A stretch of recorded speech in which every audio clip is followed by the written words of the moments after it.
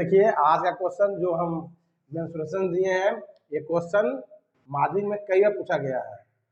और देखिए इसको किस तरह से बनाते हैं और किस तरह से बहुत इजी मेथड से बनाते हैं। देखिए इन सबसे इंपॉर्टेंट चीज बता रहे हैं, ध्यान समझिएगा। यदि हम लोग मेंसुरेशन बना रहे हैं, अब क्वेश्चन में दे देगा कि गलाकर, है ना, तब हम समझेंगे कि इसमें फॉर्मूला लगेगा क्या, इसमें फॉर्मूला लगेगा आयतन का, वॉल्यूम का फॉर्मूला लगेगा। बहुत इंपॉर्टेंट चीज बता रहे हैं कि यदि दे देगा गलाकर दे दिया, लिखा हुआ रहेगा क्वेश्चन में गलाकर, तो किसका फॉर्मूला लगाएंगे, वॉल्यूम का यानी आयतन का।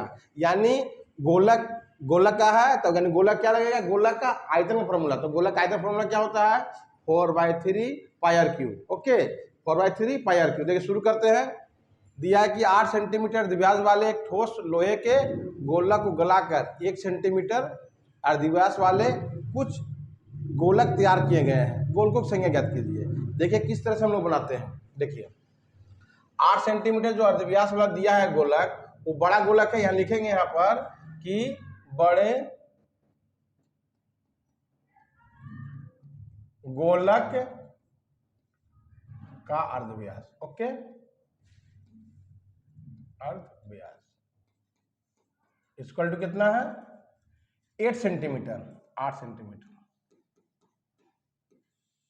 ठीक है, फिर इसका आयतन निकालेंगे। फिर लिखेंगे बड़े गोलक का आयतन। ठीक ना, डॉट डॉट दे देंगे, समझ जाएंगे कि वही चीज लिखाया है, का आयतन। आयतन इक्वल टू फॉर्मूला है 4/3 πr³। ओके, यहाँ 4/3 पाई का वैल्यू रखेंगे ना, कि पाई को पाई रखेंगे, ठीक ना। अब r³ आर का वैल्यू कितना है, r का वैल्यू 8 है, तो 8 को लिखेंगे 3 बार, 8 गुने 8 गुने 8। ठीक, ये आयतन इसलिए लिखा था क्या, आयतन में घन सेंटीमीटर। ध्यान दीजिएगा, ठीक ना।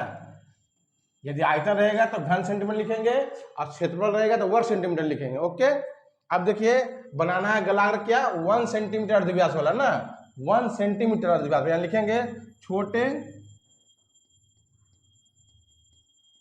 गोलक का अर्धव्यास इक्वल टू 1 सेंटीमीटर। फिर इसका आयतन निकालेंगे, तो छोटे गोलक का आयतन इक्वल टू फॉर्मूला 4/3 πr³। 4/3 पाई को पाई रखिए, r³ का वैल्यू कितना है, 1 है, तो 1 यहाँ 3 में लिखा गया कि क्यू दिया है, 1 × 1 × 1 घन सेंटीमीटर। यानी एक एक चीज बारीकी से लिखी है कि एक नंबर कटे नहीं, ठीक ना। अब क्या बोल रहा है कि गोलकों की संख्या कितनी है ना, यहाँ जो लाइन लिखा हुआ ना, गोलकों की संख्या याद करें, वही लाइन लिखेंगे यहाँ पर कि गोलकों की संख्या बराबर